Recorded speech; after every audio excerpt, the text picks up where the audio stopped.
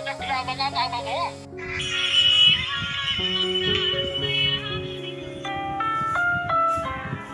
Ang programang ito ay rated SPG.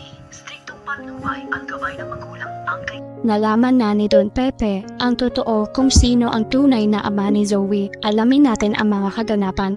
Welcome back sa aking channel, Abot Kamay na Pangal. Sa warehouse, nung tumawag si Zoe kay Doc Carlos, nasabi niyang kailangan niya ng tulong at natawag niya itong dad. Narinig ito ni Lynette, kaya bigla niya tinanong si Zoe na, "Anong sinasabi mo, Zoe?" Nagulat si Zoe nang marinig niya ang boses ni Lynette. Bigla naman dumating si Doc Carlos kaya tinanong niya si Lynette na kung bakit hawak nito ang cellphone niya. Sinabi ni Lynette na si Zoe tumawag, kailangan daw niya ng tulong. At tinawag kanyang dad. Bigla nag-alala si Carlos kaya kinuha niya ang cellphone niya kay Lynette at sinagot niya ang tawag. Tinanong niya si Zoe na bakit ano ang nangyari sa'yo. Sinabi ni Zoe na nabaril ako sa braso. Kailangan ko ng tulong mo. Puntahan mo ako dito ngayon.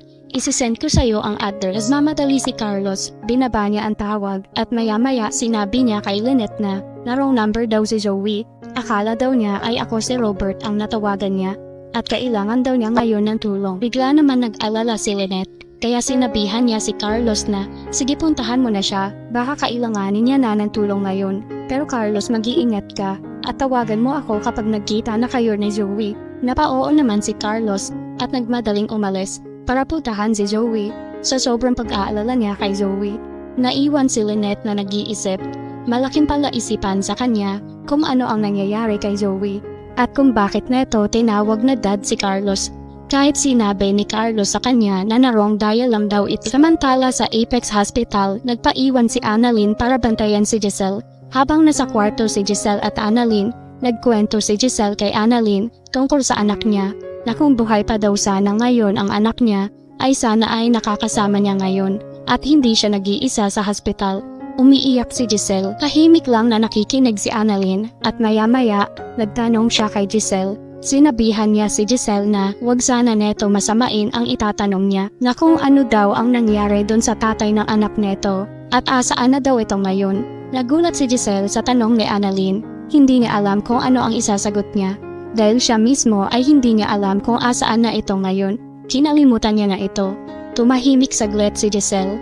Maya-maya nagsalita si Annalyn na, "Pasensya na Tita Giselle, kung ayaw niyo po sagutin, okay lang po, wag niyo na pong sagutin. Alam ko naman po na privacy niyo na po yun." Ngumiti si Annalyn. Samantala sa warehouse nakarating na si Doc Carlos. Sinalubong siya nila Dax at Balahadja. May dala silang baril.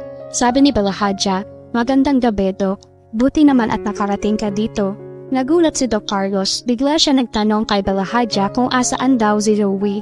Dahil kailangan niya na itong magamot. Maya-maya pinapasok ni Balahadja sa loob si Doc Carlos.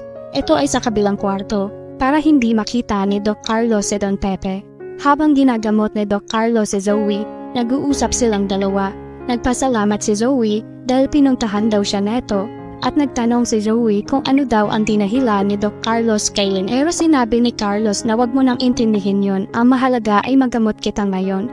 At nang matapos si Doc Carlos, lumabas sila. Maya-maya lumapit si Moira. Sinigawan ni Moira si Doc Carlos. Sinabihan niya ito na siguraduhin mo lang Zoe na hindi yan magsasalita, baka ilaglag tayo niya. Sabi ni Carlos, "Nagpunta ako dito para gamutin ang anak ko, hindi para makipagtalo sa'yo Moira." Nagalit si Moira. Sinabihan niya si Carlos na hindi porket nagpunta ka dito para gamutin ang sugat niya ay matatawag ka ng dakilang ama. Nagalit si Carlos, bigla niya sinampal si Moira at sinabihan niya si Zoe na kriminal ang mami mo Zoe. Nagulat si Moira sa ginawa ni Carlos. Bigla niya sinigawan si Carlos at tinutukan ng baril. Bigla naman umawat si Zoe. Sabi ni Zoe, "Tama na mami, ano ka ba? Buti nga at tinuntahan niya ako dito para magamot ako." Maya-maya tinawag niya na dad si Carlos. Sinabihan niya din ito na tama na, huwag na kayong magtalo. Ngunit napipikon na rin si Moira kaya tinutukan niya pa din ng baril si Carlos. Umiyak si Zoe. Hinawakan niya ang braso ni Moira at sinabihan niya si Moira na, "Mami parang awa mo na, huwag mong papatayin ang tatay ko. Bitawan mo yung baril." Binaba naman ni Moira ang baril. Samantala sa loob ng kwarto kung nasaan si Don Pepe, nakikinig ito sa pagtatalo nila Moira, Zoe at Carlos.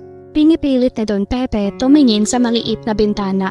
Hindi niya makita kung sinong lalaki ang nasa labas, kung sino ang tatay na tinatawag ni Zoe, hanggang sa narinig ni Don Pepe ang sinasabi ni Moira kay Zoe na wag mo siyang matawag-tawag na tatay dahil si Roberto Tanyag pa rin ang tatay mo. Kaya hindi mo siya dapat tawaging tatay, Zoe. Nagagalit na si Zoe. Sinigawan niya si Moira na kay Doc Carlos pa rin ako nang galing. Tatay ko pa rin siya dahil kahit anong gawin mo, dugo niya ang nanlalatay sa katawan ko. Kaya wag na wag mo siyang papatayin dahil siya na lang ang buhay ko. Siya na lang ang nahihingian ko ng tulong sa lahat ng problema ko, Mami. Sobrang pagod na ako. Hindi ko na alam ang gagawin ko. Kung ikaw kaya mo mawala ang lahat, pues ako hindi ko kayang mawala ang mga importanteng tao sa buhay ko. Naiintindihan mo ba yun? Kaya wag mo siyang idadamay sa ganito. Natahimik si Moira. Samantala si Don Pepe gulat na gulat sa narinig at nalaman niya na si Doc Carlos ang tunay na ama ni Zoe. Malaking palaisipan nito kay Don Pepe na kung paano nangyari yun. Iniisip ni Don Pepe na kaya pala minadali ni Doc Carlos ang pagpapakasal kay Lynette dahil sa sekreto nila. Nanggigigil si Don Pepe sa galit. Sabi ni Don Pepe, sobrang sama nila. Pinaglaruan nila si Ubeng. Niloko nila ang anak daw. Iisip si Don Pepe kung paano siya makakatakas. Kailangan sa lalong madaling panahon makatakas siya para masabi niya lahat kay Robert ang totoo bago siya mawala sa mundong ibabaw. Madami-dami pa tayo aabangan, kaya huwag kalimutan mag-subscribe sa aking channel.